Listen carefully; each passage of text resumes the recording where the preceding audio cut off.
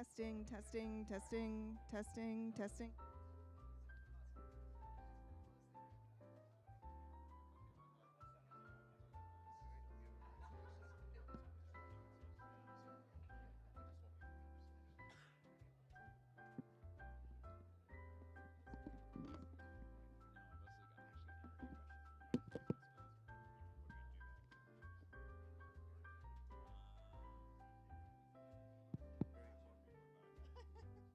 We swap around now. I messed them up. You know, like, did you see the Weaving Business Print? It's like a cube. Is it tiny or? It's like this tiny cube. Well, they've got a really big stage next door, the trade house. All right, well, we're going to go ahead and get started because we did advertise the live cast by Zoom. Of course, it's early in the United States where many CEBA members are, but we do anticipate that we will have folks logging in by Zoom. So welcome, everyone. Wonderful to see so many friends and CEBA members and partners in the room. Welcome to the first of the CEBA Energy Customers Dialogue Series at COP. Today we will be talking about accelerating clean energy and global supply chains. We have a fabulous set of discussants here today, both from partners and from member companies. So with no further ado, we're going to dive right in, and I'll start by sharing just a couple of things that we track at CEBA around how big energy users engage their supply chain customers. Because of course we know that for many companies, up to 90% of their carbon emissions are actually from their supply chains, not from their scope 1 or scope 2. By the way, one brief housekeeping. It can get a little noisy in here, as you can tell. ICC has handed out headsets. So if you want to hear us better, you can go ahead and wear the headset. It's not just for translation. So if you can't hear us, either raise your hand and we'll talk louder or put on your headsets. So with 90% for many companies of their greenhouse gas emissions in their supply chains, what we're seeing is more and more companies setting net zero emission goals, not only for their scope 1 and scope 2, but for their scope 3 supply chain as well.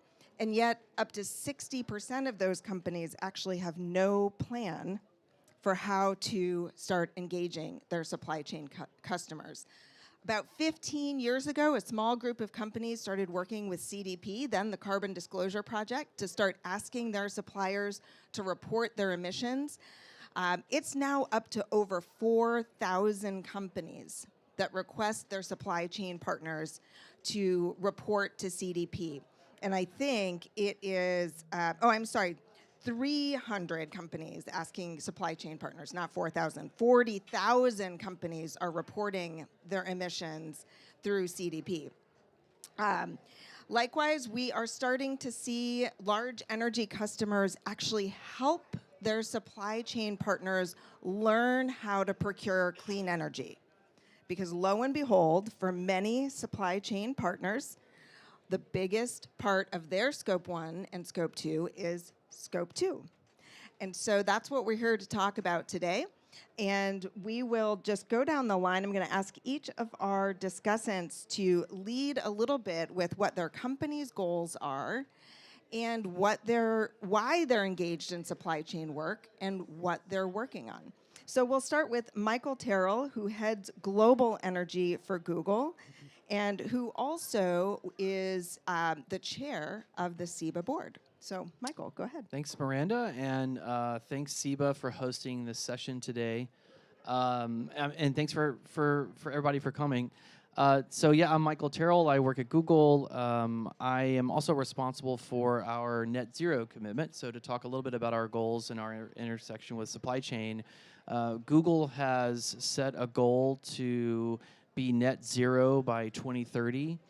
And it's a very aggressive goal because we've set it against a 2019 baseline and have pledged to reduce 50% of our emissions through direct reductions and the rest through removals. And when you take into account company growth, we certainly can't predict the future, but if you can look historically, that it's a very ambitious target with respect to growth. We've historically focused very heavily on Scope 2 as a company who operates data centers around the world. Historically, the largest part of our carbon footprint was associated with our electricity consumption of our data centers, and we started work around procurement of clean energy to cover that electricity consumption over a decade ago. We matched our electricity consumption with 100% of renewable energy purchases in 2018 or 2017 for the first time, and we set a goal now to reach 24/7 carbon-free energy for our Scope 2 emissions. Once we set our net zero goal, we found that we have a lot of work to do on supply chain, and we've been engaged in discussions with our suppliers, and I know we'll talk more about that. But so much of it is about energy and getting suppliers to make the energy transition that Google and other companies are trying to make. And we are super pleased that CEBA is engaged in this space as well, because we need it. So looking forward to talking a little bit more about that. But this is a huge challenge, but also a tremendous opportunity given all of the work that so many companies have done on clean energy to date. Great, thank you, Michael. And Jake Oster from Amazon, why don't you introduce yourself and speak a little bit about Amazon's supply chain work as well as your overall clean energy commitments? Yeah, absolutely. Thank you, Miranda, for inviting us to speak today. And I think one of my favorite parts of my job is getting to work with CEBA on a daily basis. So it's nice to be here at COP together. So I lead our energy and environment and sustainability policy work for AWS. These days I cover the EMEA regions, so Europe, Middle East, and Africa. So while CEBA is obviously, we're talking to an American audience back home, I actually sit in Europe these days and work on these issues from a European perspective. I used to do this job in the US and then decided to export my fun to the other side of the pond. And at Amazon, we have set a goal to be net zero carbon by 2040. We announced that goal in 2019. So in 2019, we said we are going to set a goal to be net zero carbon by 2040. And we said at the same time, we can go do this, but we think it would be much more impactful if we go out and we build a coalition and we say we're not going to go do this alone. And so at the time, we worked with Global Optimism when we launched something or co-founded something together called the Climate Pledge. And since that time, it started out as we were the only company signatory 4 years ago. And you fast forward to today, and the Climate Pledge has actually grown to more than 450 companies across more than 50 countries. And so altogether now, we are finding that we are working together to solve common problems towards meeting our own path to net zero, as well as all these other companies who signed up to have a goal to be net zero carbon by 2040. Of course, in the same respect that Michael said, in setting a goal to net zero, we started to very much see that addressing our Scope 3 and working with our suppliers was going to become an important part of that. And as we've looked at that through this lens, we've come to similar conclusions that obviously going out and tackling the Scope 2 within our supply chain is an important way to do this. And for ourselves, we've had considerable experience and from our work in renewable energy and our partnership with CEBA in doing that. For the last 3 years or so, I think, Amazon has been the world's largest corporate purchaser of renewable energy.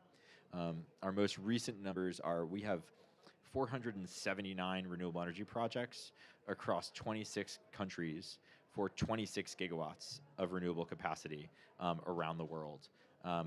So we've had a lot of experience in this, and what we've realized is, so we've learned how to do this well. We know how to apply this to our business, and we've been reducing our Scope 2 through our actions in purchasing. And we recognize that we can take what we know, and we can take what we've learned, and we can work with our suppliers around how to do that. In our most recent sustainability report, which we published a couple of months ago this summer, what we said in that report is we are going to update our own supply chain standards, and in that update, we are going to begin asking our suppliers to report their carbon. And as part of that, we want to help our suppliers with tools, with skill sets, with training to be able to go do that. And so we recognize that doing that ourselves is useful, but if we can do that through collective action in the same way we thought about creating the Climate Pledge, in the same way we think about working with CEBA, that we can be much more impactful. So we're really excited about the work we're doing with CEBA.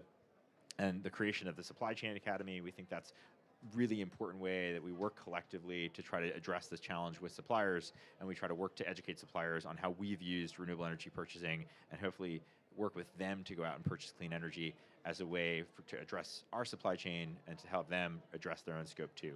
So thrilled to be here today, excited for the conversation, and of course, excited about the work we've already been doing with CEBA, and hopefully more will join after this discussion. Great, and thank you for introducing the Global Energy Procurement Academy. We're going to talk about that more in just a few minutes. But next, we're going to go to our third discussant today, Rasmus Valenko from We Mean Business. He's the Chief Program Officer, and obviously We Mean Business is a coalition of large NGOs around the world that are supporting and urging the business community to do more even faster on solving the climate crisis. So Rasmus, can you tell us a little bit about the We Mean Business Coalition and the coalition's focus on not just the scope 1, scope 2, but scope 3 and supply chain? Sure, thank you, and thanks for having me.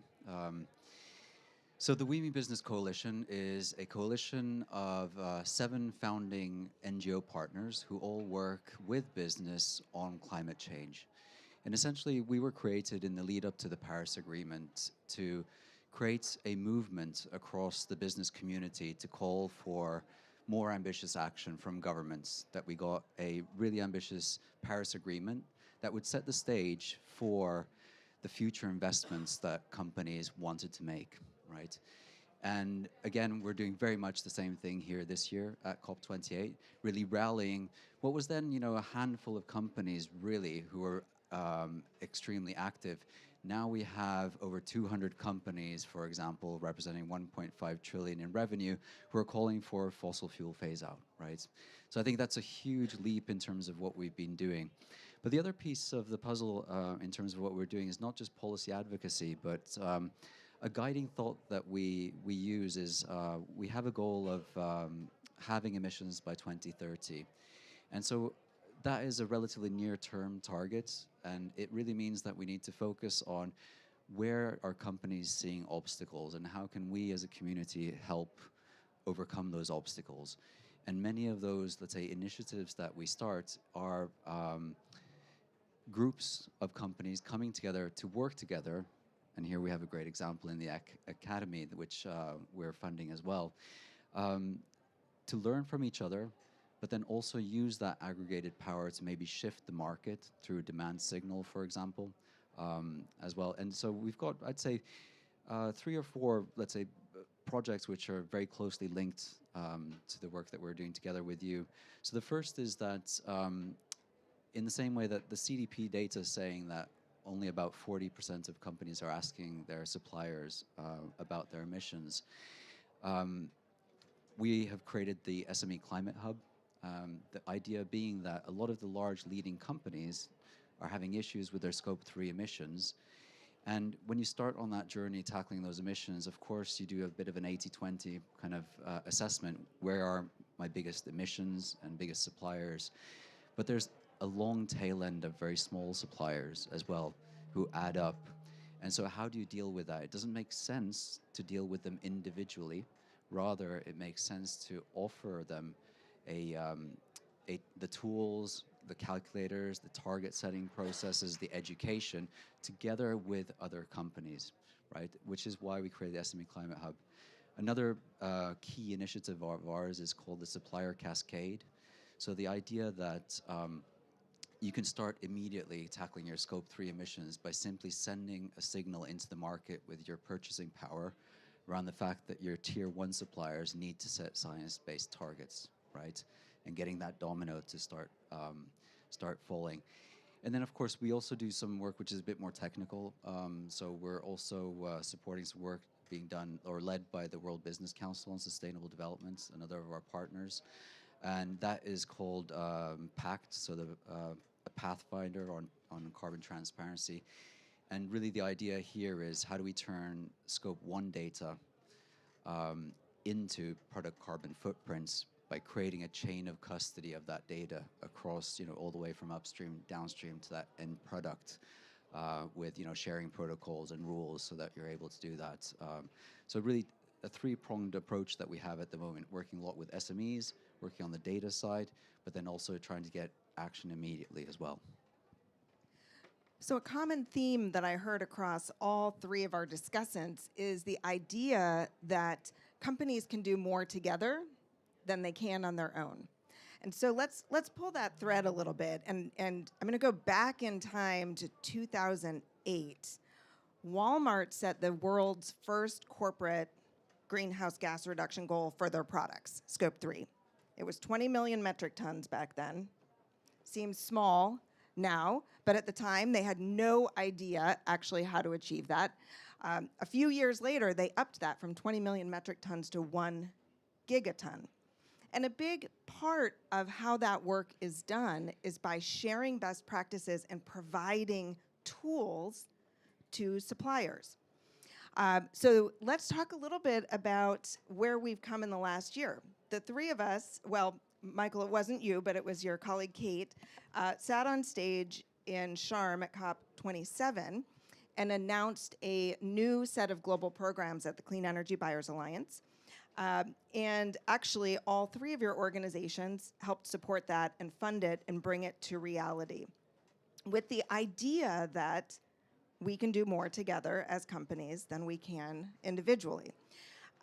So let's fast forward to this last year and some of the action that we've taken. This is the COP of action. We're moving past commitments and into action. So we launched the Clean Energy Procurement Academy with funding from all three of your organizations this past year. Really a first of its kind endeavor where 6 large corporations came together, pooled their resources, their know-how, their information to train their suppliers. And we started with 2 academy sessions in China this year, and we will be expanding into Vietnam and Korea and some other Asian countries in the upcoming years.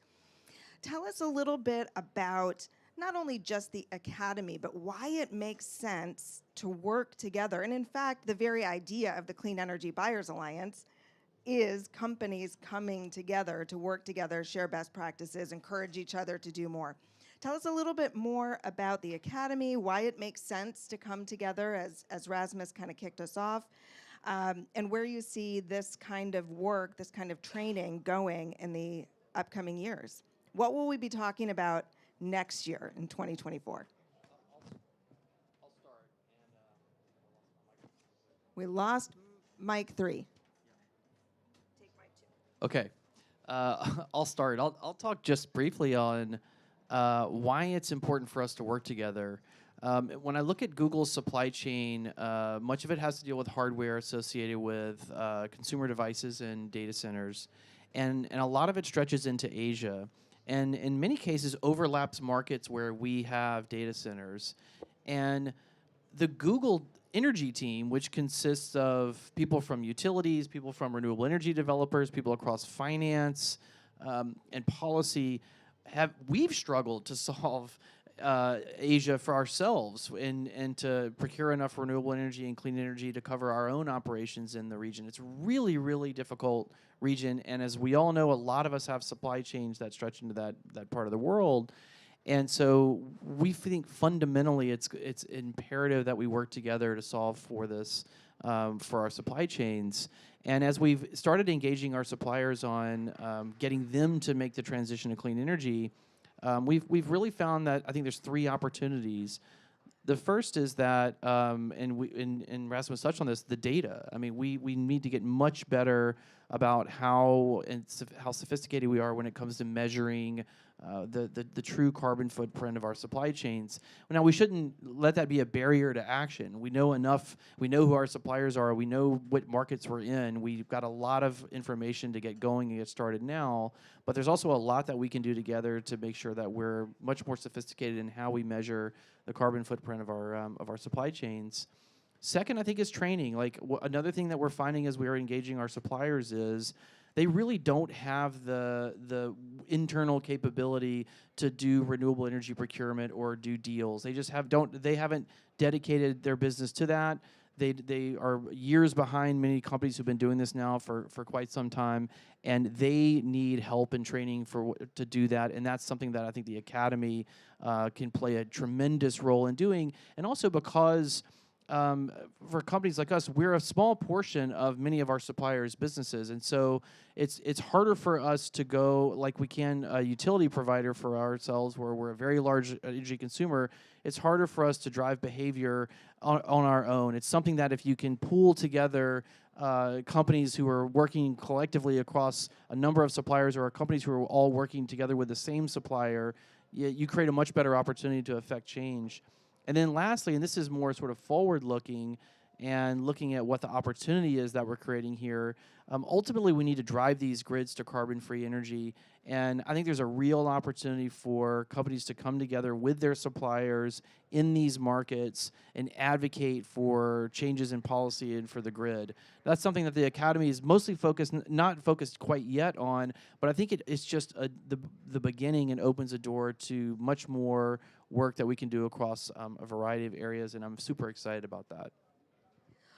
Well, Jake, let me pull the thread on this a little bit, and you can also talk about this idea of working together.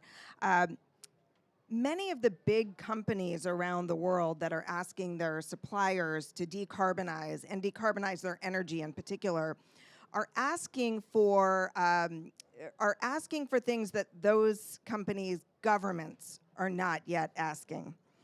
And of course, you're also asking for high quality, low cost, on time delivery of whatever they're making for you. So tell us a little bit about how your suppliers are responding, and why programs like the Academy, like the programs that Rasmus laid out to provide support, and even the CDP supply chain program is really about providing support, how that helps to maybe ease some of the pain that the suppliers feel with yet another requirement on top of all the other requirements. Can you talk about that a little bit? I can. I think I'll be building on a lot of what Michael said around addressing supply chain and working with supply chain and the role of the Academy. I think of the points Michael made that where I'd sort of double click into is the training component, and I think we have the exact same experience you have, which is we have committed a lot of our business and a lot of our efforts towards purchasing renewable energy. I mean, I mentioned the scale of our portfolio, the number of projects we have. I also mentioned that we've been purchasing renewable energy in 26 countries. If you drill into that, there are a lot of complex markets that we've spent considerable time working to figure out.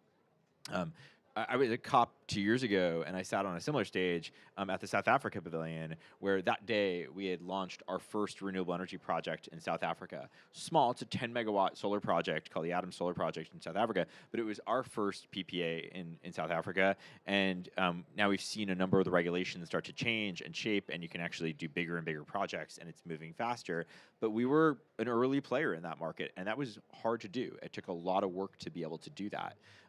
Just recently, we announced that we have over a gigawatt of new renewable energy projects in India. No small feat from my policy counterpart sitting in the Asia-Pacific region. We announced our first project in Indonesia a couple months ago, where we're working very closely with the utility on a renewable energy project that we're able to do there. So it gives you a sense of some of those markets where we've been able to work really hard at breaking through. And I think this is where it sort of builds on what Michael was saying about training. We're doing that because we know how, because we have the resources and we've put the time, and we're leveraging our scale and our expertise to be able to go do that work. When we look at our supply chain, when we talk to our supply chain, we know that they're going to need the training and the expertise and the resources to do that work too. And we can sit down and we can do some of that with them, but that doesn't scale. We need to make that a replicable toolbook or tool set that our supply chain can pick up and use across different aspects of our supply chain in different markets. And we also need to work in an environment where if I have a supplier that's trying to crack the code in Indonesia, and Michael has a supplier that's trying to crack the code in Indonesia. We don't solve it for one supplier, but we don't tell the other because that would be silly. But instead, we create a mechanism where that information is exchanged and it's shared, and we learn from each other, and we learn from each other by doing. I think we've done that already within the CEBA community, right? That's how we built CEBA. It's why we created CEBA, was because we could learn from each other in markets where we're all active. And I think now, as we take that and we look at how we do that around the globe, and we look at how we do that within our supply chain, that training and information sharing piece is going to be a really critical component to how we move this forward. And it's one of the reasons we were really excited to be part of the Supply Chain Academy, and why we think it's going to be quite important. Well, I think that's a really good point. And for those of you who don't know the Clean Energy Buyers Alliance very well, this is actually the 10-year anniversary from when a small group of us came up with the idea to create the Clean Energy Buyers Alliance. And 10 years ago, folks, there were only 3 corporates that had done utility-scale power purchase agreements in the United States. So here we are talking about supply chain partners in other parts of the world, but it's easy to forget that even in the US, this market is still quite young. We still only have about 180 companies who have done utility scale power purchase agreements in the United States. So the number of companies that have done renewable energy and other carbon-free energy power purchase agreements outside of the United States is even smaller, but we don't have a decade for each company to learn on its own. So Rasmus, you talked about scaling to that 80% of suppliers who don't rise to the top of the tier 1, tier 2 supply chain list for many companies. And indeed, this year in our first 2 rounds of academy trainings, we trained about 30 suppliers in China, which is excellent. Those are big suppliers. They're the target suppliers for the 6 companies who were part of the academy. And we have plans, of course, to digitize this kind of training so that it can be expanded to thousands of suppliers in a much easier way. But talk a little bit more, pull the thread, if you will, on this idea of smaller and medium-sized suppliers who are not the household names, who are not necessarily the tier 1 suppliers for really big companies. How do we reach them? So I think there's a couple of things at play. So the first is getting that recognition that they have to move. They have to also set their own targets, and they have to start implementing, for example, PPAs. And I think that's where, you know, the large companies, the role of getting that ball in motion by requesting their suppliers to do so plays a big role. I mean, I remember in my last job at a chemical company, we sent out a survey to all our suppliers asking for product carbon footprints, you know, for things that we're buying from them. I think we got like 5 replies out of like a few thousand. And I think especially the smaller companies, the mindset was a little bit, you know, kind of hoping that we forget that we asked the question and it would just go away. But if you scratch the surface a little bit more, it's that a lot of those companies really just didn't know where to start. But not only that, but I think this was alluded to earlier, is that they don't have necessarily the technical expertise or just the time. Many times it's the CEO who's responsible for sustainability and a million other things as well. So how is that person supposed to have the time to sit down and calculate, you know, an LCA, right? So I think the point here is that collaboration is going to be incredibly important. And I think what we're seeing is the large companies who are leading, in particular, recognize the sense of urgency that we have to act faster. And it's for that reason that we can't afford to spend, you know, twice the amount of money that we would if we go alone, and twice the amount of time as well if we would go alone to tackle this problem. So it's incredibly important to pool those resources. And the SME Climate Hub is a good example where, you know, some of the specific things that they need are, yes, you know, a simplified structure for setting a science-based target, right? An easier calculator to use to punch in like your numbers to be able to get something useful out of it, and, you know, more of a tick list in terms of like what are the things that we can do to mitigate our emissions. But then really importantly also incentives, right? And I think it's been incredibly important for the suppliers to understand that the key incentive is, of course, to stay in business and to maintain those customer relationships. But I think more and more, what we've seen a few examples of, but maybe not enough yet, is that also the large companies take a bit more responsibility and provide further incentives. We had recently an announcement of a commercial bank who joined the SME Climate Hub, and essentially what they were offering the SMEs who are joining that SME Climate Hub was preferential rates on loans, right? So that gives like a good incentive to participate. We've also seen a few examples of companies who then provide, let's say, longevity, longer-term contracts, for example, for engaging on that journey as well. So there's a number of things. One thing I just want to pick up on, which was alluded to earlier, was the policy question. I wouldn't mind like just touching on that. So one of the best examples that I've seen in terms of the power of pooling companies and, let's say, their purchasing power, but also their influence towards policymakers was one of our partners, Climate Group, runs an initiative called RE100. And it does very much of this in terms of peer learning, but especially on the policy side in South Korea, really advocating towards the government there in terms of helping to liberalize that power market, making changes so that PPAs would be possible. And it got to the point when, you know, the actual law that they passed was called RE100. And now everybody's confused on what's RE100 because it's either the law or then the initiative. But I think that's the kind of power that these kinds of companies can have collectively so that we can move faster.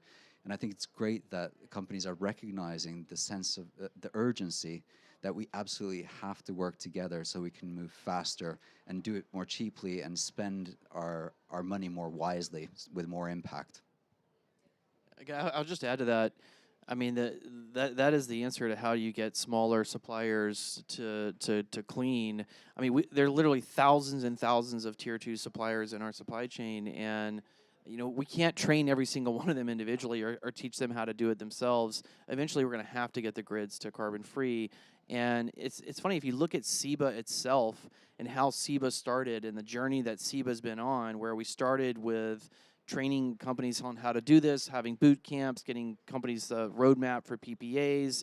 Then we moved to looking at what are market design problems that we need to solve, and then moving to more policy advocacy. I certainly see that journey as the same thing in supply chains, and we just need to move faster, and we need to do it together more. It's great, and at COP26 in Glasgow, actually 80 companies and 14 governments came together to launch the Global Clean Energy Demand Initiative, really to get at exactly this point of setting up the policies in countries around the world that will unleash the power of private markets.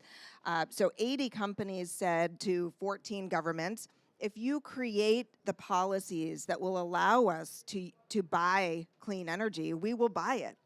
And in aggregate, it was $100 billion worth of new clean energy infrastructure to be deployed. And the Clean Energy Demand Initiative is now taking off and working with governments and helping to write policies around the world to support markets and to green the grid, because we can't train every company, and even if we could, not every company will have either the desire or the ability to participate in markets. So we do need to green the grid from the ground up. You know, another interesting trend we've seen in the last couple of years in the United States, which I anticipate is going to start expanding globally as well, is smaller companies banding together to aggregate their demand and do deals together. Now, this is not a new idea. In fact, I'm looking at Alex from WRI.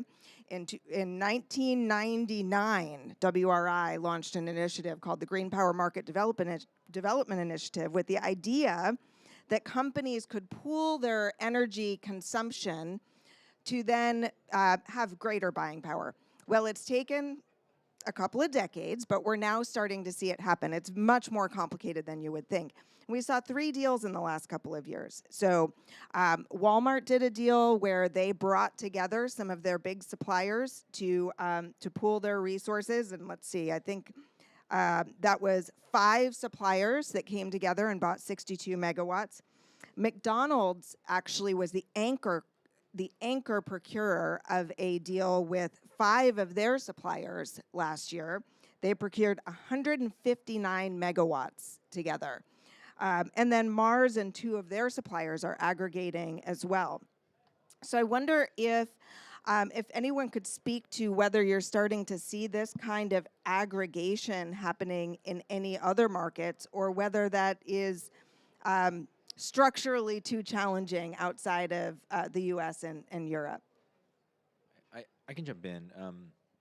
I think where we see aggregation at the moment, probably less so in the electricity space actually, and more so in the space around other aspects of decarbonization, where we see sort of the CEBA model applied elsewhere. And getting together and trying to create demand signals across multiple companies, less on the supply chain side, but more in fuels where we're seeing challenges. So, for Amazon, our path to net zero is incredibly complicated because we're a logistics company, we're a devices company, we're a cloud company, we're a retailer. We have a lot of different aspects of our business that look very, very different, which means our path to net zero requires solving a lot of different problems. And so, we have numerous different challenges that we have to address, and a lot of those are looking at early stage technologies that we're trying to figure out how do we create the demand signals that help them scale. So we think about that, whether it's sustainable aviation fuel or whether it's demand signals in the maritime sector, where we've created a coalition called CEBA. So we start to look at that, and I think we're seeing aggregation become a driving force in a number of those places, and being able to say, this model worked really well within CEBA, right? Where we got these companies together and said, we all have an appetite to buy clean energy, and we're going to work together to change policies, to show demand. And I think we're now seeing, if we aggregate our demand signal in some of these other areas, that can create some of the market forces that we need to bring some of these new technologies to scale and help us meet our path, and then help some of these other companies meet their path. I was actually going to talk also about aviation and shipping, really good examples. RMI also, the Sustainable Aviation Buyers Alliance, doing that very much. Some of the first deals really about just offtake from existing plants, but I think the interesting part is moving now into how do you incentivize the build out of new plants for sustainable aviation fuel, so that it really moves the needle, doesn't just reallocate.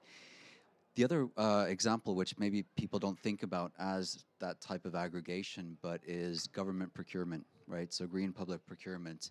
Already, it must be 10, maybe 12 years ago, the French government looked across all its fleets and essentially aggregated across different departments, ministries, and uses, even including the post office, which is government owned, to put in an order for electric vehicles, which essentially was the impetus or the offtake for the building of the plant, which was then in France.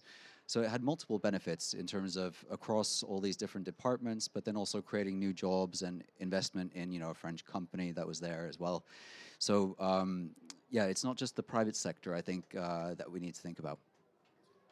And I'll just say quickly, +1 to the sustainable aviation fuel and that being a really great opportunity for aggregation. I think also having the certificates that are not necessarily bundled with energy can open up lots of opportunity for aggregation. Yes, there are concerns around unbundled certificates, and we need to solve for that. But we do think it's possible to solve for that, and that can really open up a lot more opportunity for aggregation. And then secondly, I think as you start to train these companies and you really develop an understanding of what the markets are and where they operate, there's not one I can't point to one energy market that is perfect. All of these are imperfect markets, and they're going to require improvements. And that's another way that I see these companies working together on working with regulators and other authorities on improving the market design and eventually pushing for policy changes. Great. Well, we're going to just wrap up, and I'm going to ask each of you to close out with a couple of remarks. And then we do have snacks and coffee at the back. And I invite everyone to speak with our panelists, except for Jake, who needs to run to the far side of the green zone for another session at 1. But I do want to underscore a couple of things, Rasmus. First of all, the Clean Energy Buyers Alliance, we love the fact that there is a Sustainable Aviation Buyers Alliance. There is now a Clean Freight Buyers Alliance. There are a number of initiatives where companies are coming together to pool their demand side power, and we love sharing what we've learned about creating CEBA. So anyone that wants to create a CEBA-like organization, we are open source. We are open source. And we are the Clean Energy Buyers Alliance, not the Clean Energy Business Alliance. So we do have universities, cities, and federal government agencies as part of our community as well. And in fact, oftentimes the federal governments or national governments are the largest energy customers in their countries around the world. And they can use that demand-side power. So as we close out, I would love to hear from each of you on what makes you most optimistic about clean energy. Let's stay focused on energy, even though the conference is about climate broadly. What makes you most optimistic? And for those who are companies or cities or universities that have supply chains, what's the one thing they can do to get started engaging their suppliers on this topic?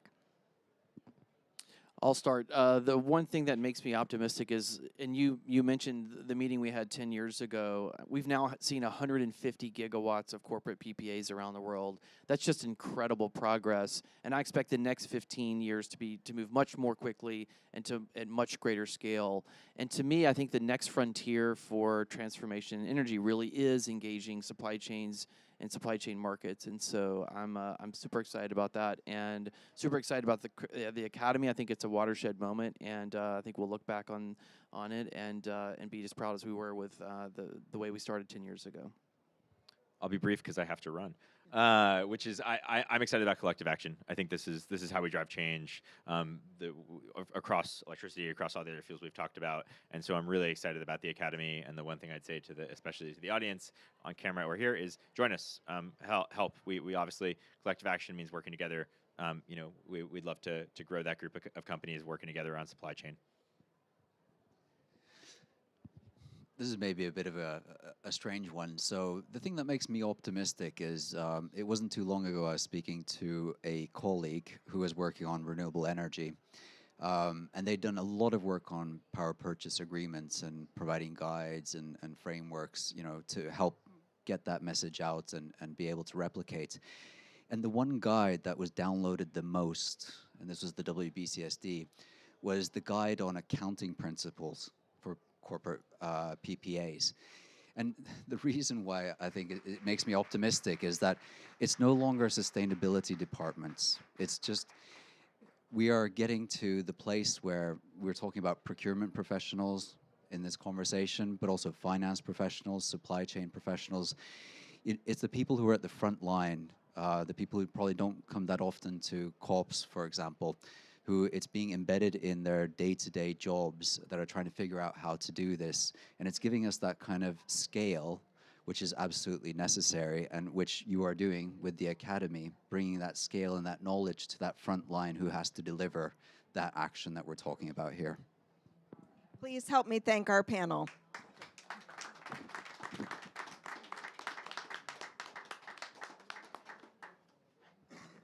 And help yourself to snacks and coffee at the back.